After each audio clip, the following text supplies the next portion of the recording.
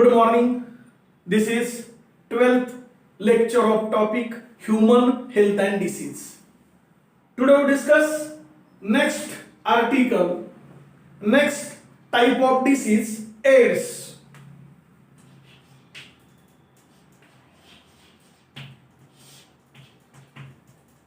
AIDS.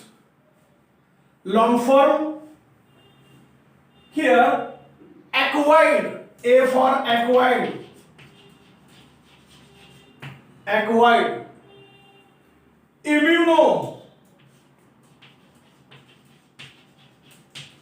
Acquired immuno or immune deficiency. Deficiency syndrome.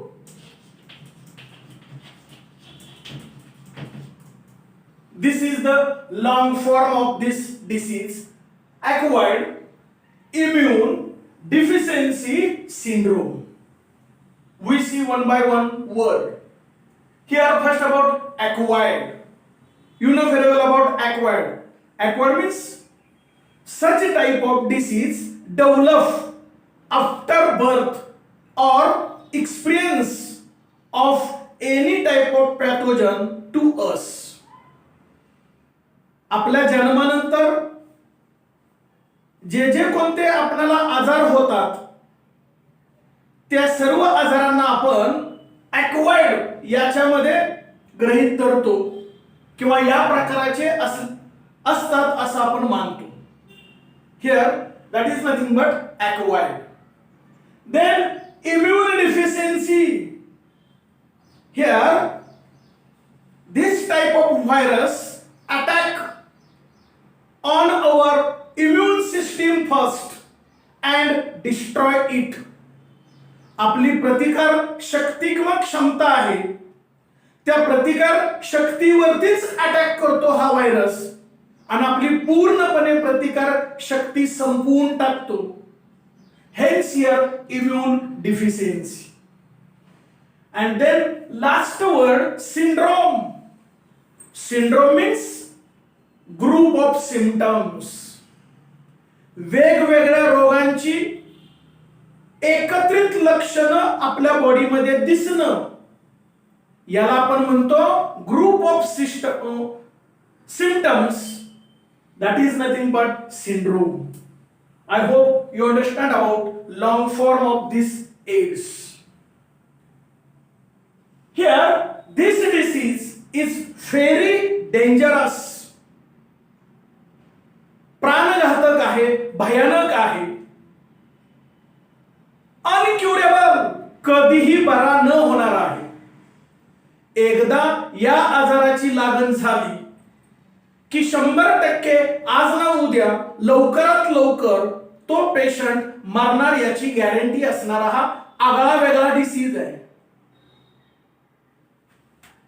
Here this AIDS is caused by pathogen HIV.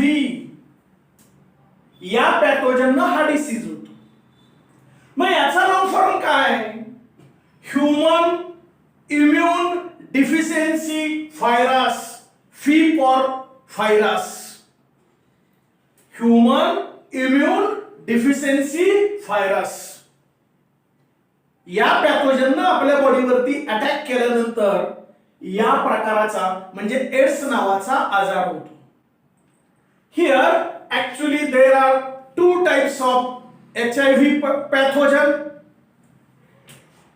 HIV1 and HIV2.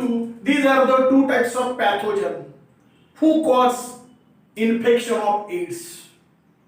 Here this first type means HIV1 is more common and more severe, dangerous to us. आपल्यामध्ये सर्वात जास्त संख्येने सापडणारा हा पहिला प्रकार आहे आणि हा प्रचंड प्राणघातक आहे.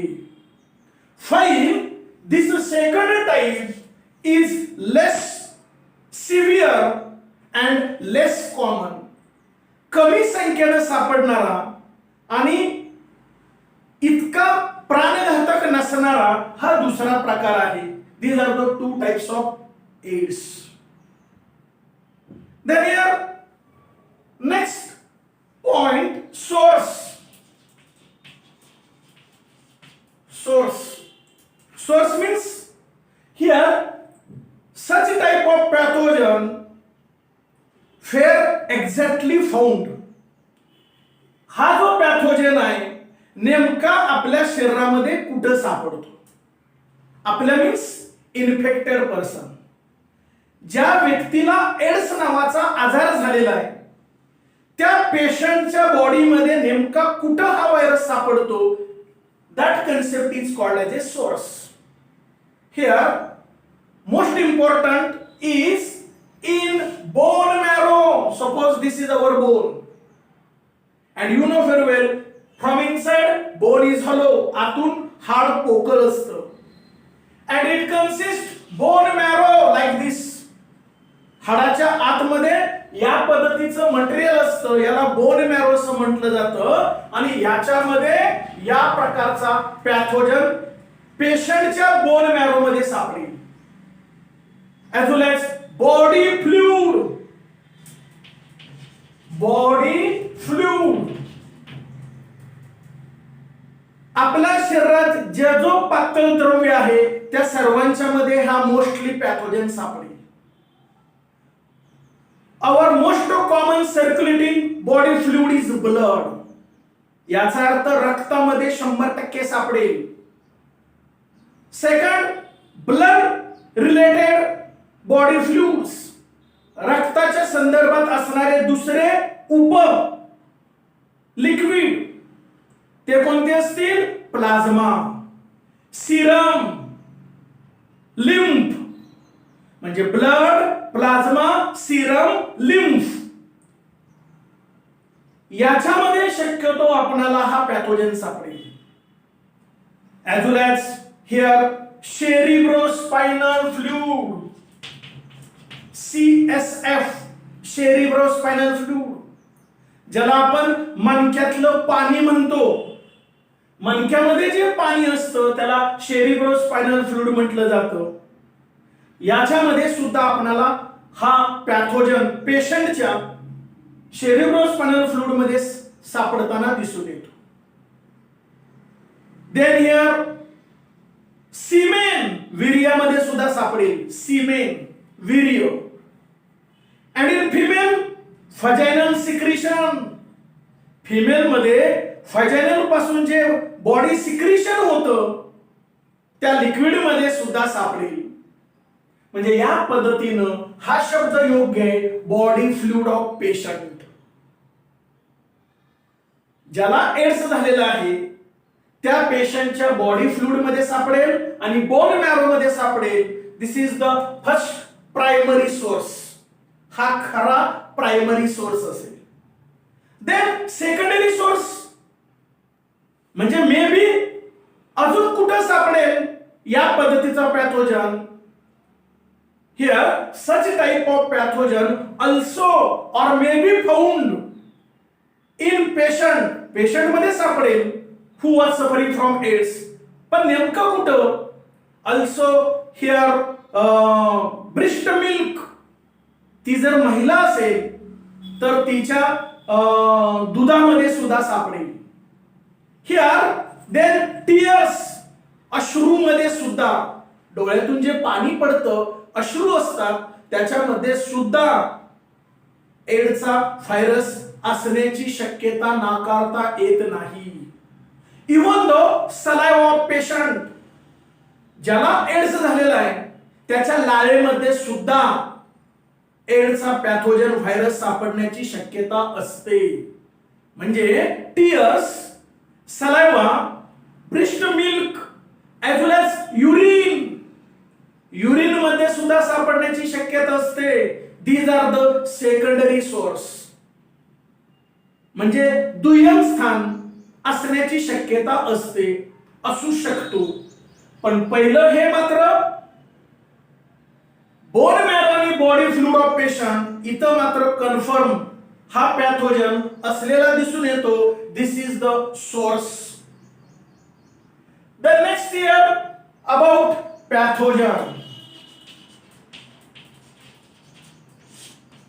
आता हा व्हायरस नेमका कसा असतो? We see with the help of diagrammatic presentation. Here,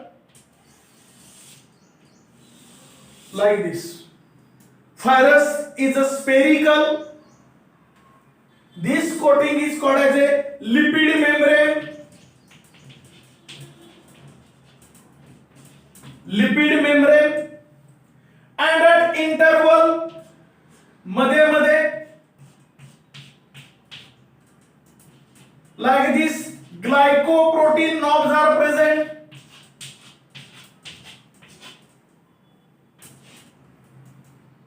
Glycoprotein knob. Glycoprotein knob. मध्ये मध्ये असे ग्लायकोप्रोटीनचे नॉब असतील आणि हा प्रामुख्याने लिपिड लेयर असेल. Then again here like this protein coat. या पद्धतीचा आतून इंटरनल प्रोटीन कोट असेल. प्रोटीन कोट मीन्स लेयर, म्हणजे हा पहिला लिपिड लेयर, मध्ये मध्ये हे ग्लायकोप्रोटीन नॉब, आतून हा protein coat layer, and then here like this single strand RNA. हे याला काय म्हणूया आपण? RNA, ribonucleic acid. This is the hereditary material of this pathogen. And also here dot like enzyme असेल, त्याला म्हटलं जातं enzyme reverse transcriptase. Enzyme reverse transcriptase. Like this spherical pathogen means virus. It measures about 100 nanometer in diameter. पूर्णपणे त्याची लांबी रुंदी 100 nanometre एवढी असेल असा हा एड्सचा पॅथोजन असलेला आपल्याला दिसून येईल. Then here next point, mode of transmission. Mode of transmission.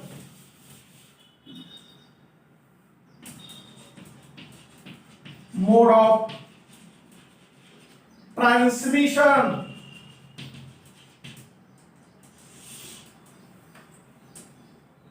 या आजाराचा प्रादुर्भाव कसा कसा होतो ते पॉइंट्स म्हणजे मोड ऑफ ट्रान्समिशन. साहजिकच पहिला पॉइंट कोणता असेल? हियर अनसेफ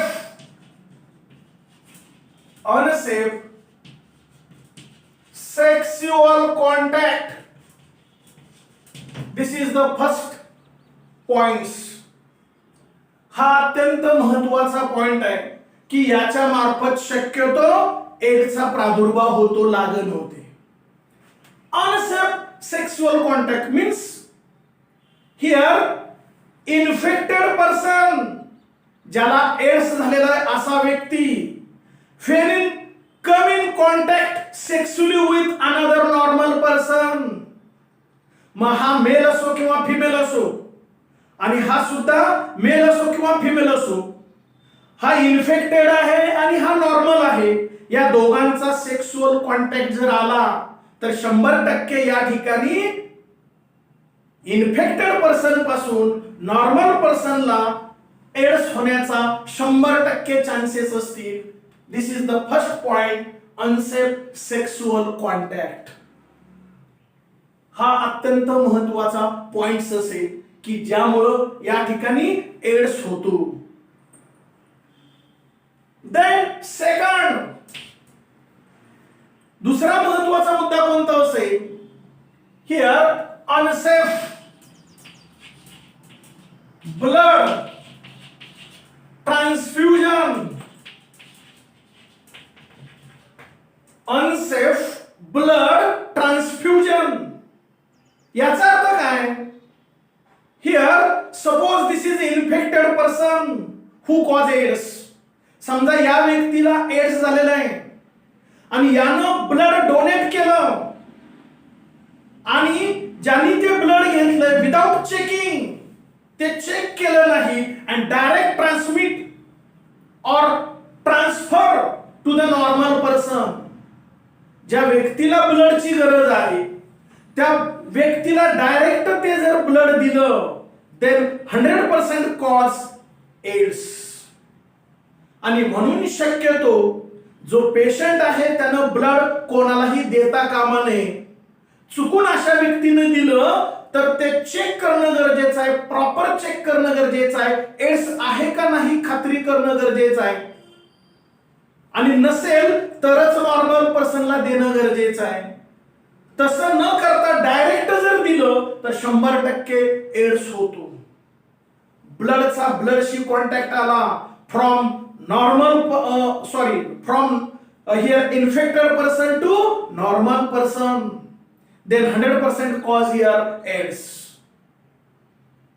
या पद्धतीनं. Then third point, from infected mother to her child. Infected mother to her child. To her child. एखादी माता की ज्या मातेला ऑलरेडी एड्स आहे तर 100% तिचा जो गर्भ असेल किंवा भविष्यातलं जे यंग वन्स जन्माला येणार आहे त्याला 100% हा एड्स झालेला असेल. कारण आपण रिप्रोडक्शन टॉपिक मध्ये पाहिलं embryo attach to the endometrium. गर्भाशयाच्या पिशवीला आतून अटॅच होतो आणि म्हणून मातेपासून त्याला ऑक्सिजन असेल, न्यूट्रिएंट्स असेल, सर्व काही मिळतं. याचा अर्थ मातेच्या ब्लड मधून तो पॅथोजन सुद्धा त्या फ्युटस मध्ये एंट्री करेल, म्हणजे त्या गर्भाला सुद्धा त्या आजाराची लागण होईल.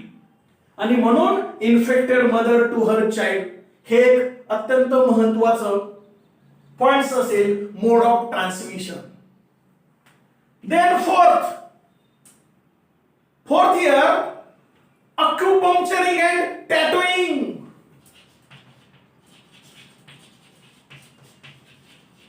Acupuncturing and tattooing.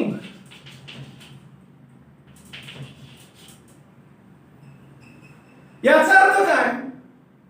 अलीकडं तरुणांच्या मध्ये युवकामध्ये फॅशन आहे आपल्या अंगावरती, दंडावरती, इव्हन तो महिलांच्या मध्ये, तरुण महिलांच्या मध्ये सुद्धा दंडावरती, पाठीवरती गोंदायची आवड आहे. इन्फेक्टेड निडल यानं जर चुकून ते गोंदलं म्हणजे ज्याला एड्स झालेला आहे त्यानं जर प्रथम टॅटोइंग करून घेतलं आणि तीच निडल जर नॉर्मल पर्सनला जर वापरली तर 100% हिअर कॉज एड्स. कारण ती जी निडल आहे त्या पेशंटच्या ब्लड पर्यंत गेलेली असते आणि त्या ब्लड मधला पॅथोजन व्हायरस त्या निडल्सला लागलेला असेल आणि तीच निडल नॉर्मल पर्सनला टॅटोइंग करताना वापरली तर 100% या ठिकाणी एड्स होईल. म्हणजे अॅक्युपंक्चरिंग अँड टॅटोइंग हे सुद्धा घातक आहे. याची खरं तर काय आवश्यकता नाही. फॅशन फार महागात पडते. It leads to death. त्याचा परिणाम मृत्यू हा अटळ आहे. कारण सर्वात जास्त भयानक हा आजार आहे. जेवढे आजपर्यंतचे आजार आहेत त्या सर्व आजारामध्ये सर्वात टॉपचा अत्यंत भयानक असणारा प्राणघातक आजार कोणता असेल तर एड्स, 1 नंबरचा. आणि म्हणून हा होणार नाही याची दक्षता घेणं गरजेचं आहे. Acupuncturing and tattooing it leads to also AIDS. Then here fifth, पाचवा कोणता असेल? Sharing of contaminated any skin puncturing instrument. Sharing of contaminated any skin puncturing equipments.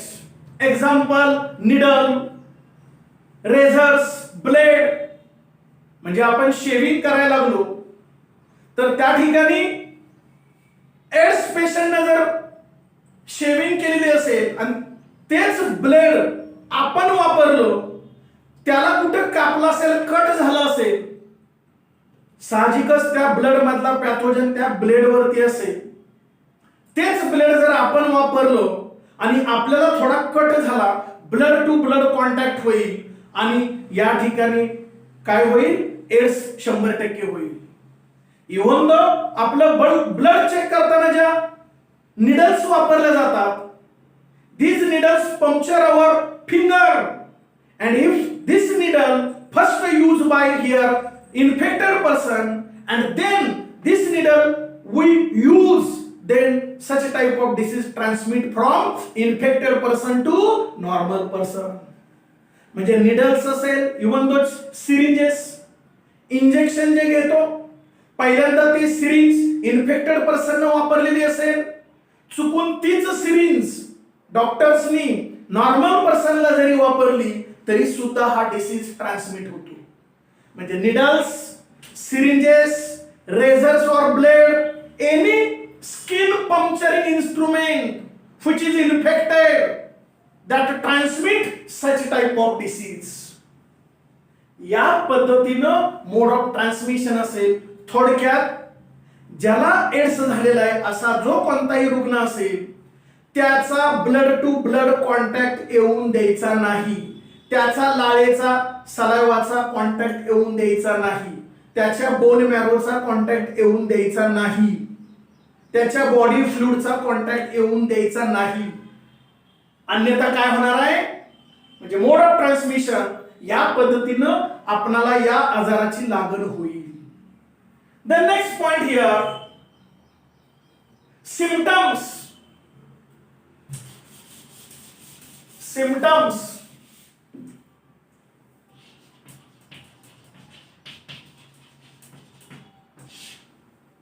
लक्षण.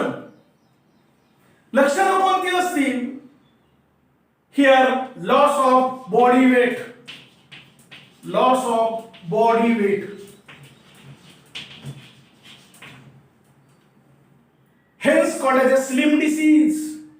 म्हणून की काय होईना या आजाराला स्लिम डिसीज म्हणतात. बहुतेक हेच कारण असावं, कारण जवळजवळ म्हणजे अबाउट 10%, 10% जास्त त्या व्यक्तीचं लवकरात लवकर वजन कमी होतो, तो अत्यंत सडपातळ होतो, वीक होतो.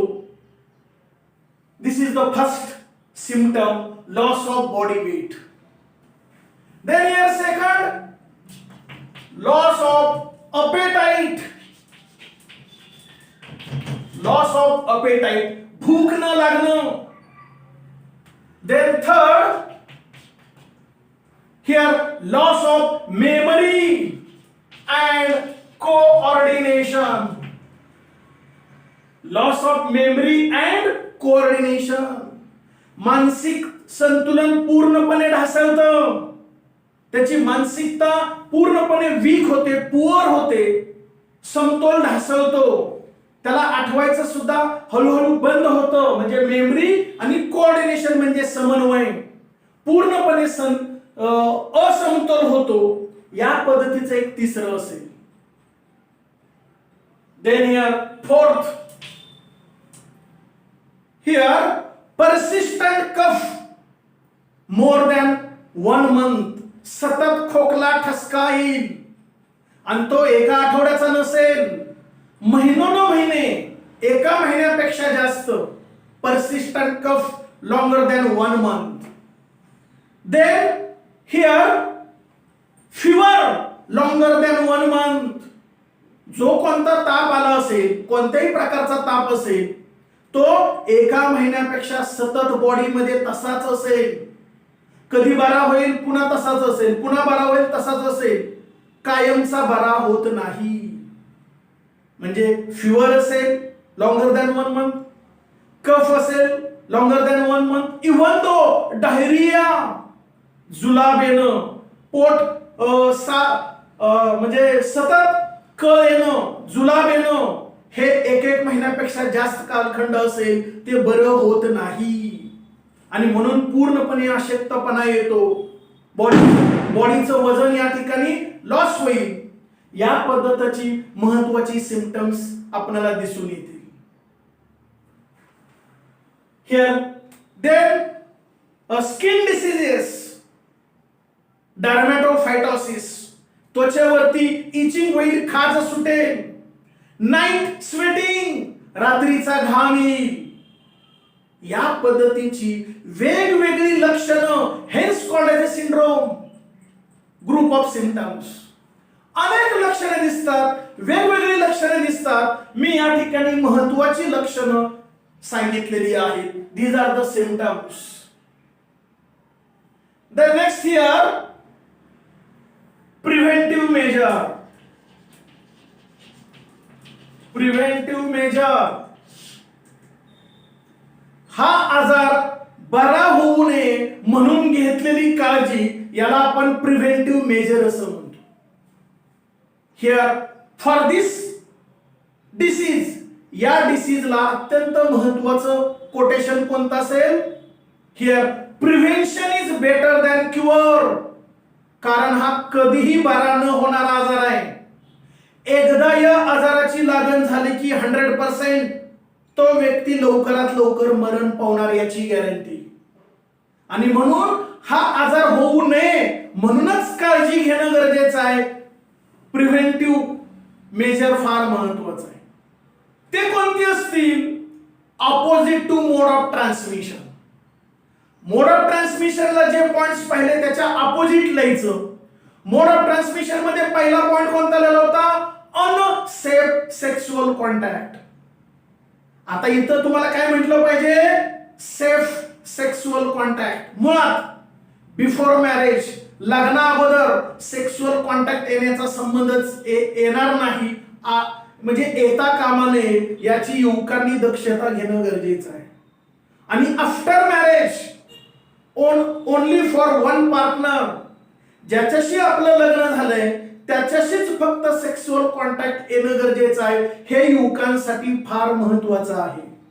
मल्टी पार्टनर जर झालं, अनेकांशी जर सेक्सुअल कॉन्टॅक्ट आला तर त्यातल्या कोणाला जर या ठिकाणी एड्स झालेला असेल तर त्याचा एड्सचा प्रादुर्भाव त्या नॉर्मल पर्सनला होण्याची शक्यता असते.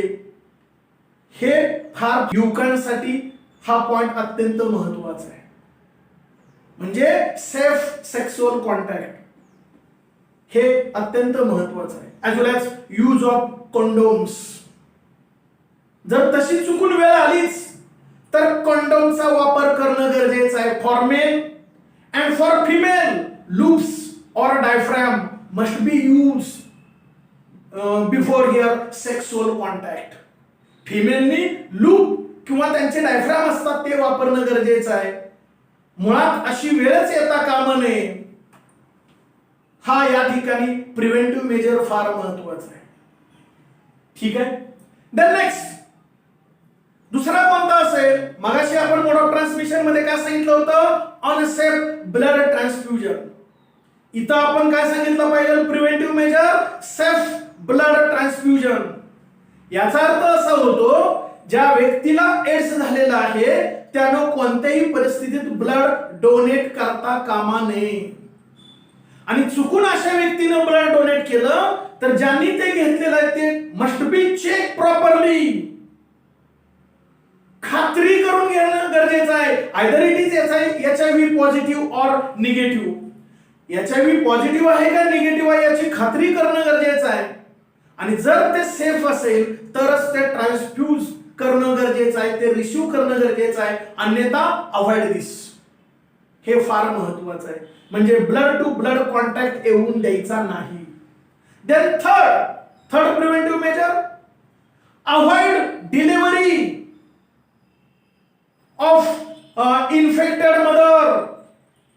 जी कोणती माता आहे, गर्भवती माता आहे की जिला ऑलरेडी एड्स आहे, तिनं कोणत्याही परिस्थितीत त्या बाळाला जन्म द्यायचा नाही. Here avoid this pregnancy. कारण त्या मुलाला 100% एड्स झालेला असेल आणि ते फार भयानक आहे. म्हणून ती प्रेग्नन्सी टर्मिनेट करणं गरजेचं आहे, अवॉइड करणं गरजेचं आहे. हा प्रिव्हेंटिव्ह मेजर तिसरा असेल. चौथं काय सांगितलेलं होतं? Tattooing and acupuncturing unsafe. हे सुद्धा काय करणं गरजेचं आहे? Safe tattooing and here acupuncturing. मुळात या गोष्टीची फॅशनची गरज नाही, काहीच गरज नाही. टॅटोइंग केल्यानंतर किंवा अक्युपंक्चर केल्यानंतर फायदा आहे अशी कोणतीच गोष्ट नाही. त्यामुळं असं करण्याचीच गरज नाही. अवॉइड दिस, हे टाळणं गरजेचं आहे. And then avoid sharing of razors, blade, toothbrush, any skin puncturing instrument. ज्यानं आपली त्वचा पंक्चर होणार आहे, रक्ताचा ब्लडचा डायरेक्ट कॉन्टॅक्ट येणार आहे. मग ती सिरिंज असेल, निडल्स असतील, पिन्स असतील, ब्लेड असेल, रेझर असेल, काहीही असो, टूथब्रश असेल, हा एकमेकाला शेअर करायचं नाही. स्वतःच्या नवीनच वस्तू वापरायच्या. एकमेकाला कितीही जवळच असला, घरातली व्यक्ती असली तरी एकमेकाचं वापरायचं नाही. हे फार महत्वाचं प्रिव्हेंटिव्ह मेजर असेल. Then next here, education to people is necessary. जसं मी आता हे आर्टिकल तुम्हाला शिकवलं त्या पद्धतीनं सिलेबस मध्ये असो किंवा नसो, समाजामध्ये याची जनजागृती होणं गरजेचं आहे. Awareness to people with help of TV channels, radio, FM, newspaper, ज्या मार्फत ह्या एड्सच्या संदर्भात जनजागृती करता येईल त्या मार्फत याची जनजागृती करणं गरजेचं आहे. एज्युकेशन देणं गरजेचं आहे, अवेअरनेस करणं गरजेचं आहे. तरच ही युवा पिढी वाचेल, तर भविष्यातला भारत वाचेल. हे फार महत्वाचं आहे. These are the preventive measures. Control measure, there is no any control measure. एकदा एड्स झाला की 100% इट लीड्स टू डेथ. 100% तो मरण पावणार. There is no any treatment, proper treatment. अजून प्रॉपर ट्रीटमेंट सायंटिस्टनी निर्माण केलेली नाही. फक्त काय होऊ शकतं, तर या महिन्यात मरणारा पेशंट आहे तो 2 महिने, 4 महिने, 8 महिने थोडासा पुढं त्याचा लाईफ स्पॅन ढकलला जातो थोडीफार औषधं देऊन, पण पूर्ण बरा होऊ शकत नाही.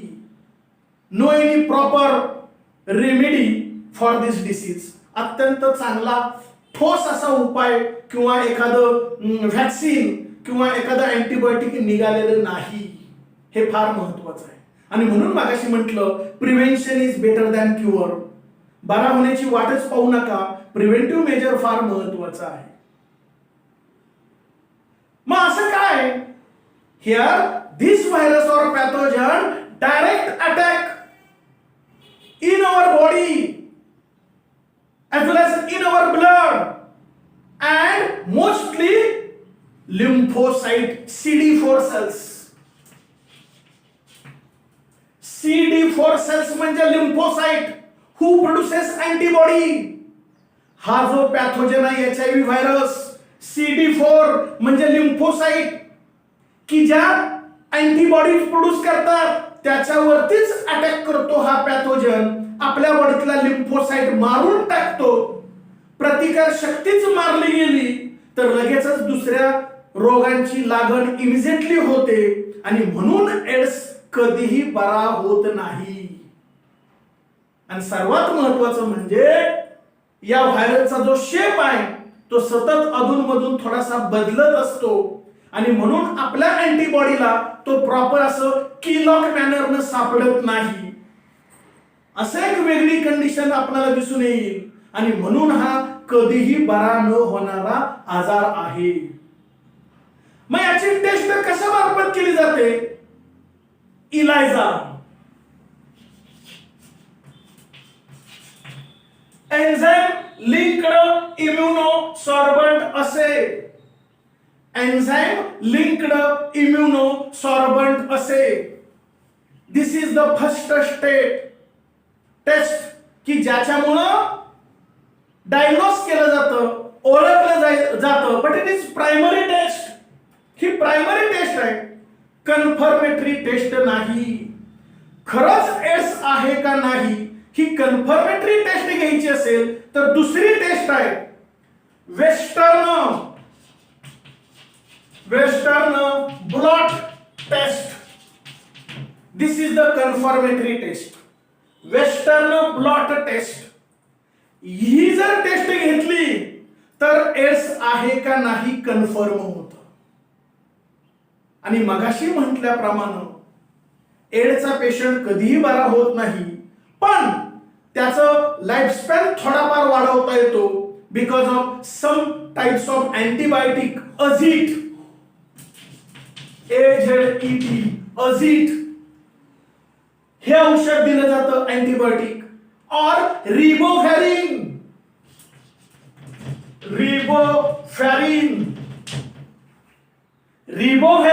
और अझिट या प्रकारची अँटीबायोटिक देऊन त्या व्यक्तीचा, त्या पेशंटचा फक्त लाईफ स्पॅन थोडासा वाढवता येतो, जास्त वाढवता येत नाही.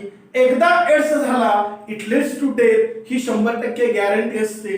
आणि म्हणून या आजारापासून सर्वांनी सावध असणं गरजेचं आहे, दक्षता बाळगणं गरजेचं आहे. I hope you understand about this disease AIDS. Is it clear? Okay, thank you.